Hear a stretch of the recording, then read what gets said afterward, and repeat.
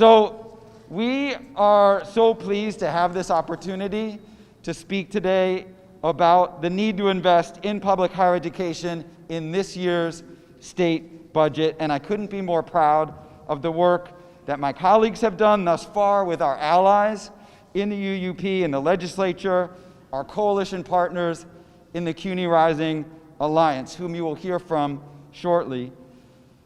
Like my SUNY colleagues, I feel strongly that this year is not only the year to fund public higher education, but to make it a key legislative priority.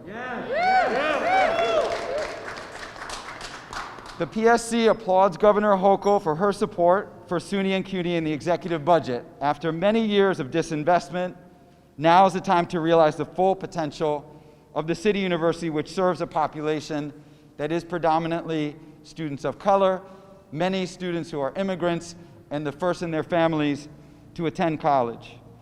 This executive budget takes some very important steps in that direction. It includes funding for new full-time faculty positions. It eliminates the TAP gap and invests in supports for students such as campus child care centers and expands TAP. Those commitments and others will improve our students' retention and graduation rates.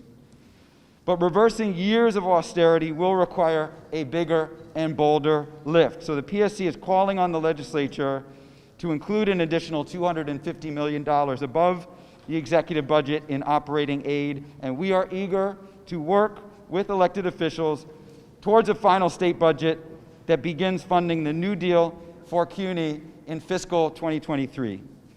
This means increasing the staffing ratios that have been in decline, new full-time faculty members, mental health counselors, academic advisors. It means professionalizing the work of our adjunct instructors by achieving pay parity. And it means returning CUNY to its historic basis as tuition-free for undergraduates, a pillar of access and quality in public higher ed. So this year poses a unique opportunity to invest in both SUNY and CUNY. We are the institutions that help students move into the middle class at rates much higher than all the Ivy League schools combined.